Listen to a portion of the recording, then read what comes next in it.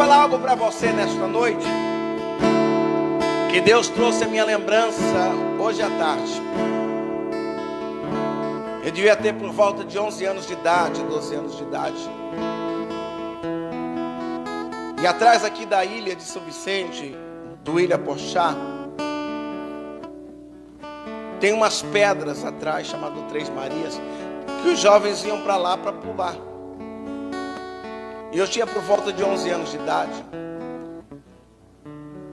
E eu ganhei da minha madrinha uma camisa. E eu, na minha visão, a camisa era linda. E hoje eu fico lembrando dessa camisa e falo, meu Deus, como é que eu posso ter arriscado a minha vida por ela?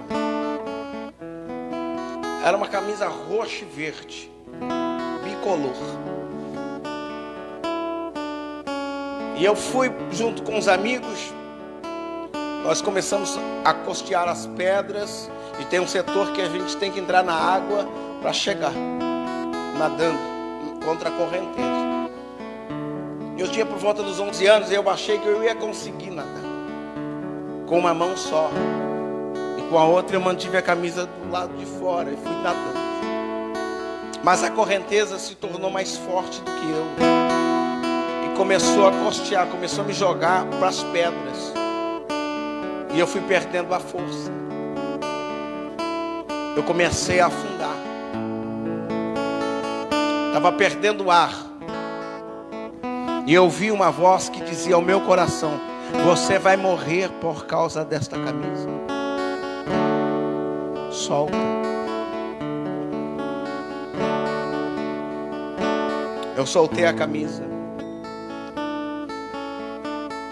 me agarrei em uma pedra e consegui recobrar o ar. Olhei para o lado, a camisa havia se perdido. Mas sabe de uma coisa? Hoje eu tenho centenas de camisas, dezenas de camisas. Mas eu estava perdendo a minha vida por causa de uma coisa que eu estava agarrado.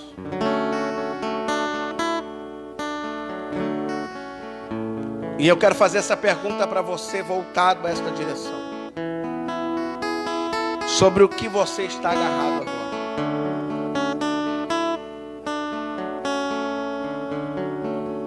O que você está arriscando a sua vida. Há momentos que nós temos que abrir mão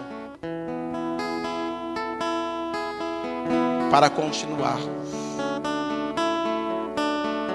Bispo, eu não estou entendendo. Você vai entender. Tem coisas na sua vida que você vai ter que aprender a abrir mão. Deus, Ele vai te ensinar.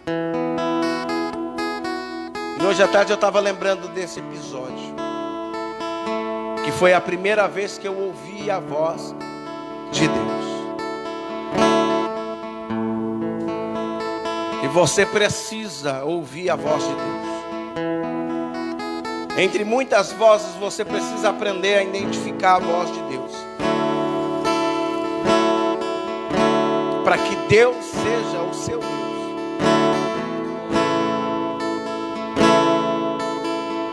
Isso é muito sério e é muito forte o que eu estou dizendo para você.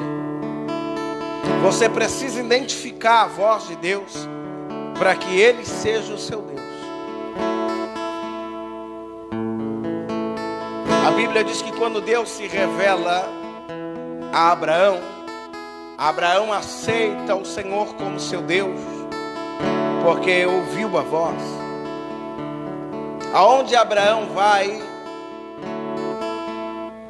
Deus se manifesta da seguinte forma: eu sou Deus de Abraão. Quando Isaac pela primeira vez ouve a voz de Deus, identifica a voz de Deus, Deus diz: eu sou Deus de Abraão e de Isaac. Quando Jacó peregrina no deserto e Deus se revela a Jacó no vale de Jaboque, Deus diz: eu sou Deus de Abraão, Isaac e Deus de Jacó. Quando Moisés aceita a chamada de Deus, Deus diz: eu sou Deus de Abraão, Isaac e Jacó, de Moisés.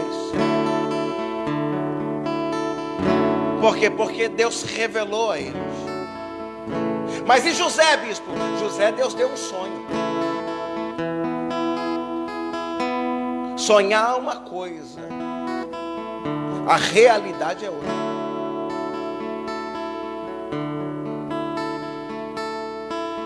Deus trata conosco dentro de uma realidade.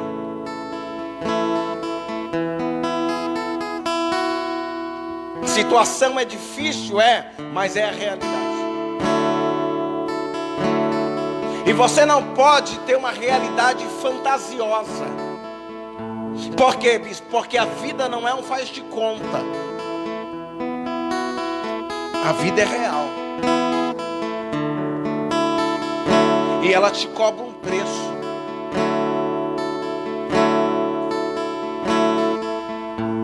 A vida exige algo.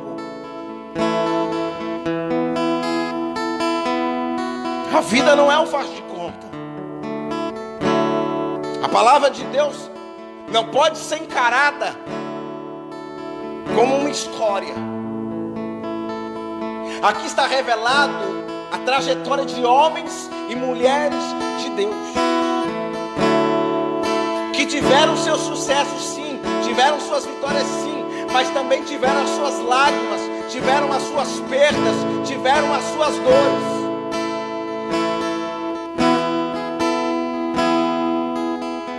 A vida exige um preço. Eu te pergunto, o que a vida está te exigindo agora?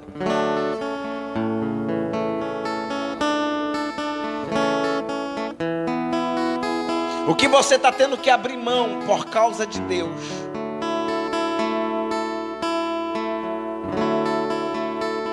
A vida exige algo.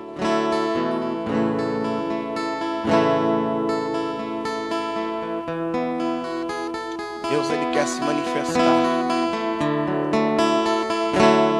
dentro deste tempo. Só que os nossos desejos ocultam a visão de Deus.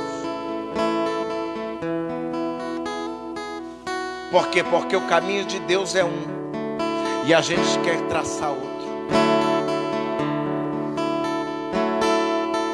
Porque a gente não quer viver em tormenta, mas a Bíblia diz que o caminho de Deus é na tormenta, na tempestade, no vento forte. Lembra de Elias, bispo? Ele entrou para a caverna. Elias chega para Deus e diz: só eu fiquei. E eu me escondi, Deus, não é por minha causa, é por tua causa. Porque se eles me pegarem, eles me matam. E se eles me matarem, o Senhor não tem mais boca na terra. Porque mataram todos os profetas. Aí Deus diz para Elias: o que fazes aqui?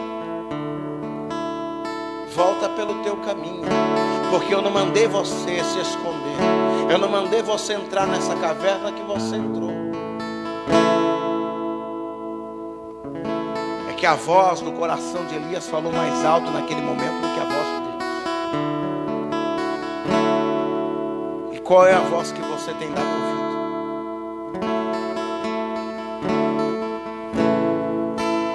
Pessoas que estão vivendo como se fosse o fim. Tem pessoas vivendo como se Deus não existisse, como se só existisse a ciência. Tem pastores que se comportam como se Deus não existisse mais.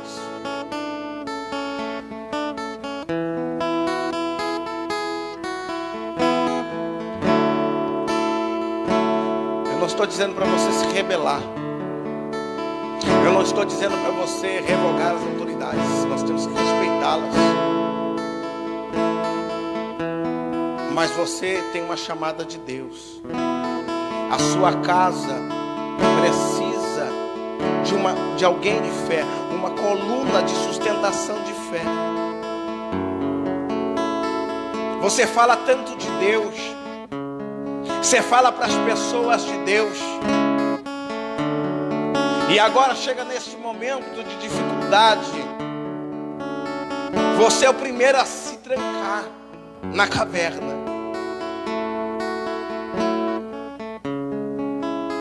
Aí algumas pessoas se perguntam, mas cadê o Elias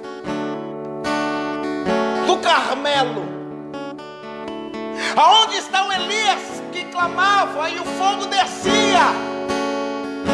Aí alguém diz assim, ele se escondeu na caverna. Mas por que ele se escondeu? Porque uma bactéria chamada Jezebel disse que ia matar ele.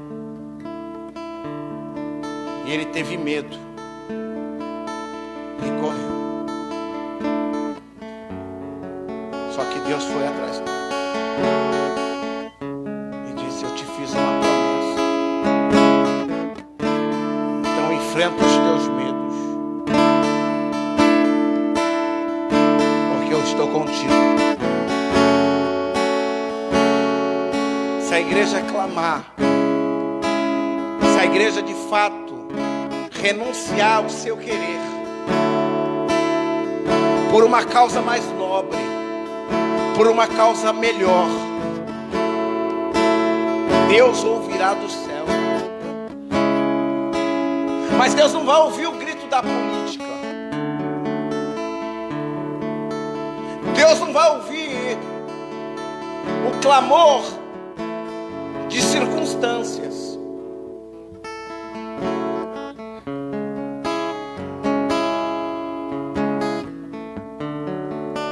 Se o meu povo, que se chama pelo meu nome, se humilhar e orar, se desviar dos seus maus caminhos, eu os ouvirei do céu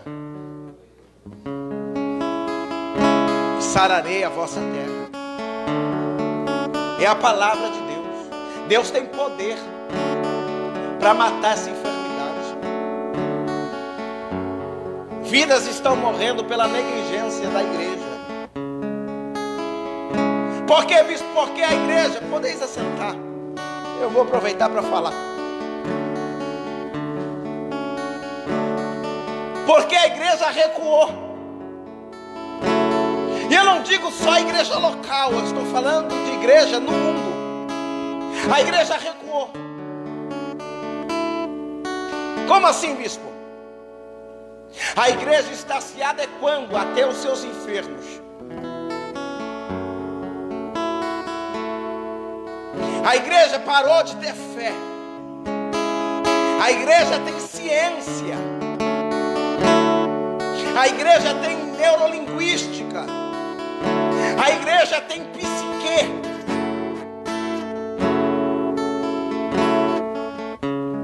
Hoje não é mais pregação, hoje é palestra.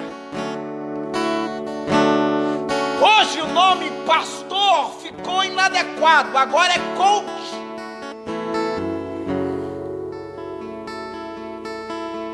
Hoje não é mais oração, é espetáculo. E como teatro, a igreja se monta e se manifesta para agradar os seus telespectadores.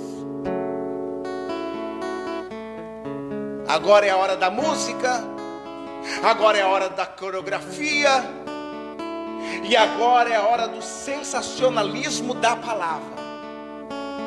Porque é uma palavra que só toca o ego, não muda o coração nem a conduta. É uma palavra que não liberta mais, ela é rasa. A pessoa entra com depressão e sai com depressão. A pessoa entra enferma e sai enferma.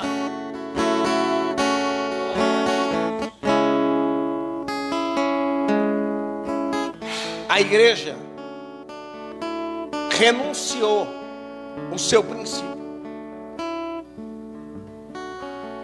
O que o senhor está dizendo, bispo? Eu quero ver na Bíblia alguém me mostrar que Jesus trazia consigo um intérprete de Libra para falar com quem está mudo. Me mostra na Bíblia Sagrada isso. Eu não acho. Eu vi assim Jesus manifestar milagres, poder. Eu via Jesus revogar a obra do mal e dizer ao mudo: seja liberto, que seja destravado a sua boca. Ao cego ele dava vista. Por isso você vai ver João Batista perguntando se é Jesus mesmo ou se tem que esperar outro. Aí Jesus, Bispa Sandra, manda dizer para João: diga para ele o que você está vendo, não inventa nada. Diga que os cegos veem, que os mudos falam, que os paralíticos andam e que até os mortos são ressuscitados. Diga para João que existe sinal.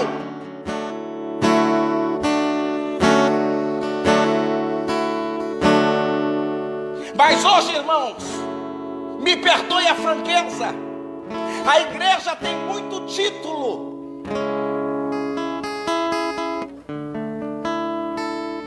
e pouco Deus. Hoje ser pastor, hoje ser diácono, hoje ser presbítero, hoje ser missionário não vale nada.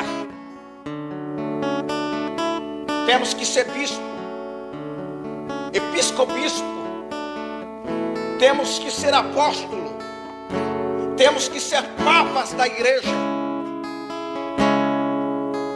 Temos é que ter poder de Deus sobre a nossa vida para avançar em tempo de crise. Porque estão se colocando medo, não é a Rede Globo não, é dentro das igrejas mesmo. É os próprios pastores que estão afrouxando o evangelho e está colocando medo no coração das pessoas.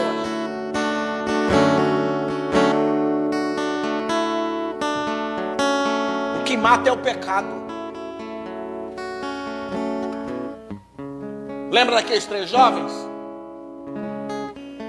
Sadraque, Mesaque e Abednego, Misael, Ananias e Azarias, como você preferir. Bispa Sandra, eles falaram para o rei Nabucodonosor, a maior autoridade da terra. Eles falaram: nós não vamos se curvar diante da tua estátua, nós não vamos se curvar. O rei disse: vocês estão loucos, eu vou jogar vocês dentro da fornalha, vocês vão morrer queimados. Eles dizem: olha, o nosso Deus tem poder para nos livrar, mas ainda que a gente morra, fica sabendo, ó rei, que a gente prefere morrer do que se curvar. A gente prefere morrer do que se curvar. Isso é uma fé. Não é uma fé de espetáculo não, irmão. Não é uma fé de vender feijão. Isso é uma fé verdadeira. É no momento da crise se levantar, não é se esconder em sítio não. É se levantar como uma boca profética e clamar ao Senhor. Isso não significa que Deus vai fazer o que eu quero, mas eu vou clamar. A gente pede, mas quem pode fazer é Deus. Eu quero que você entenda isso. Não é porque a gente vai orar que Deus tem a obrigação de fazer milagre, mas Deus espera que a gente ore. Deus espera que a gente clame. Meu irmão, a igreja não é a NASA para ter cientista. A igreja tem tudo, menos Deus. Agora vamos trazer um psicólogo da fé. Agora vamos trazer um homem voltado para a ciência. Agora nós vamos voltar, porque está com problema financeiro. A gente não fala mais que é o dízimo que liberta, sabe? Que repreende o devorador. Não, a gente traz uma pessoa que mexe com a economia. É um economista que vai te ensinar. Isso aqui para muita gente já não vale nada. Isso aqui, para muita gente, muito pastor, isso aqui não vale nada. Por quê? Porque agora tem livro de autoajuda. Porque agora livros de homens têm mais poder do que a palavra de Deus. E alguém diz assim: não precisa ler a Bíblia não, lê o meu livro.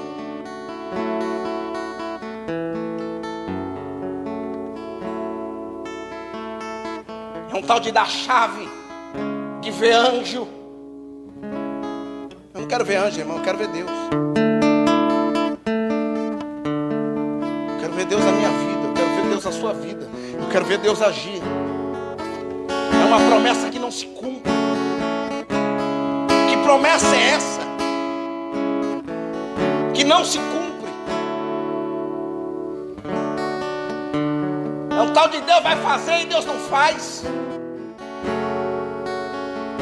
Deus vai libertar e Deus não liberta.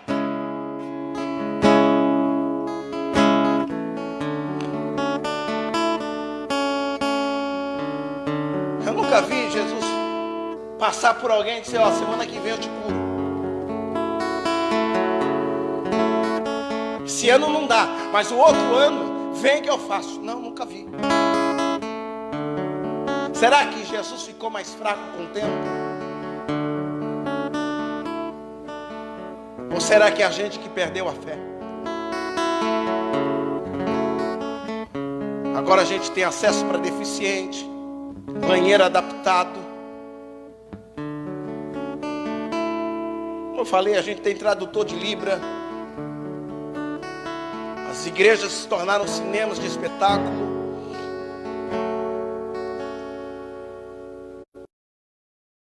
A gente tem os aproveitadores da fé. Era tanta gente que dizia: não, eu preciso pregar, sou pregador. Aí veio a crise. Não vem pregar. Por que não prega para a igreja que tem 2, 3 pessoas? Que agora não dá mais para fazer selfie, não dá mais para tirar foto, não dá mais para ficar bonito. O evangelho tem que ser pregado. Bispo, e se não tiver estrutura? Se a gente não conseguir pagar o aluguel, a gente vai pregar na rua. Porque Jesus chamou a gente para pregar. E a ferramenta que Jesus nos deu foi a boca. Para pregar. Então para mim pouco importa se eu prego aqui dentro ou se eu vou pregar na rua. Eu não estou preso à estrutura. Por quê? Porque essa estrutura vai perecer. Vai ficar.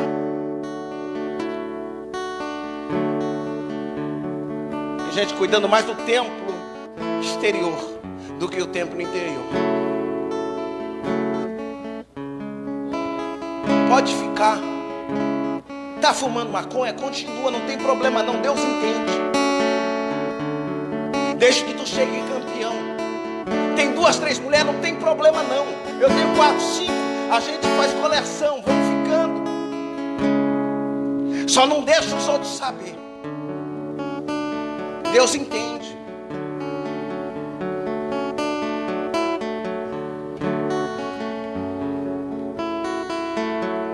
Aonde está a fé?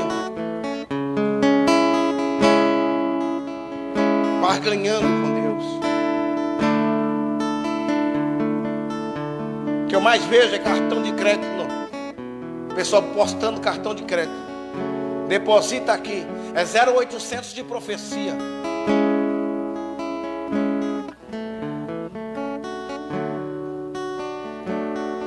E a Bíblia fala a respeito da feiticeira de Edom. Que o povo ia consultar. Fazer o 0,800.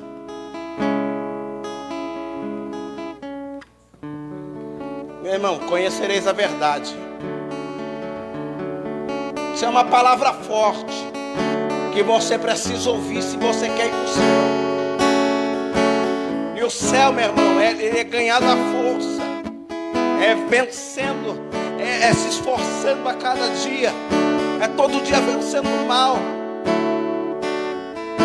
Você pensa que a coisa é fácil? Não é fácil não, é mais difícil do que você imagina. Por quê, bispo? Porque o caminho é estreito, mas estamos alargando. O caminho largo não é o de Deus. O caminho fácil não é o de Deus. O que diz para você ficar abraçado com o pecado não é o de Deus. O caminho de Deus diz para você se consertar. O caminho de Deus diz para você clamar e que Ele vai te ajudar a mudar a situação da tua vida. Mas você não pode ficar da mesma forma. Este é o caminho de Deus. É o caminho de transformação. É o caminho de renúncia.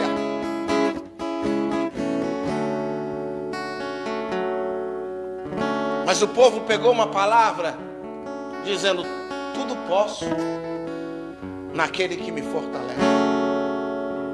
Não me falta pão na mesa, não me falta roupa. Ó, estou até bem, tenho minha casa, não devo nada para ninguém. Você deve para Deus, criatura. Você deve para Deus.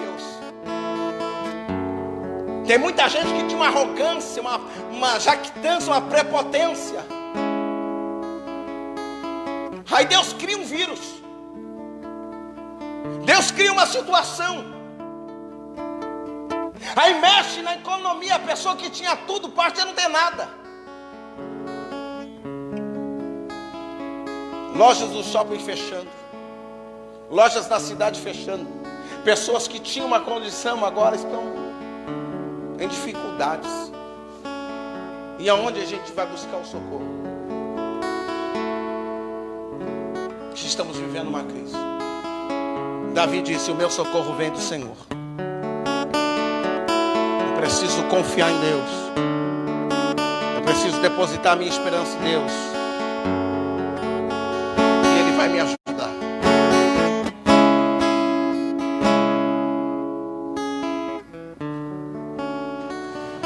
Não aceite a situação como está.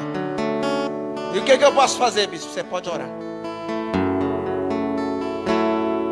Não aterroriza as pessoas que estão ao seu redor. Diga para elas: existe um Deus. Tenha fé, Deus vai nos tirar dessa situação. Tenha fé, Deus vai nos guardar.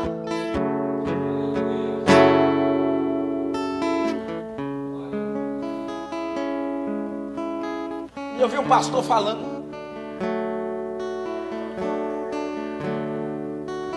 Um amigo foi diagnosticado com essa enfermidade, coronavírus, foi para o hospital. Aí o pastor disse: vai morrer. Vai morrer, porque eu fiquei sabendo que está morrendo um monte de gente. A pessoa está lá para morrer. Falei: pastor, vamos orar, porque Deus dá vida. Qual é o tipo de palavra que tem na tua boca? Qual é o tipo de evangelho que tem na tua mente e no teu coração? Um evangelho que não é eficaz não é evangelho. Um evangelho que não transforma não é evangelho. Pode ser qualquer coisa, menos a verdade. E conhecereis a verdade, e a verdade vos libertará. Não adianta conhecer hebraico, não adianta conhecer aramaico, não adianta conhecer grego, não adianta falar filosofia. Meu irmão, tudo isso é porcaria diante da palavra de Deus. Nós temos que conhecer a verdade. E qual é a verdade, bispo? É o evangelho pregado pelo pescador. É o evangelho do carpinteiro de Nazaré. É o evangelho da verdade. Não adianta falar de célula-tronco. Meu irmão, eu não sou médico, eu não sou cientista. Não adianta me falar da qualidade do aço. Eu não sou alquimista. Eu preciso saber que Jesus salva, cura, liberta e leva para o céu também. Agora mudou. Jesus dá carro, casa, comida boa, roupa lavada. Agora Jesus não é mais Deus, Jesus é empregado. Jesus virou garçom. Não é mais a gente que serve a Jesus, é Jesus que nos serve. Porque senão não vou mais para a igreja, porque senão eu não prego mais. minha vida, acabou. Eu paro logo. Ou se eu me dar o que eu quero, eu vou embora. Você não é digno do Evangelho. O Evangelho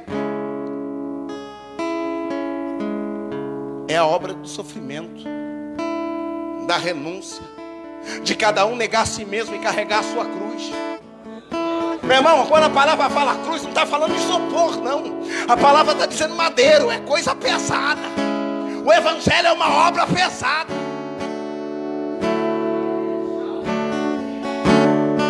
Não dá para serrar a cruz, não. Não dá para pedir para os outros levar. Não dá para colocar rodinha na cruz. Cada um de nós temos que levar a nossa cruz e seguir o Senhor. O Evangelho fala a respeito de transformação, de mudança. Nada pode ser mais importante na tua vida do que Deus. Amarás a Deus sobre todas as coisas. É mandamento. Não é pedido. É mandamento.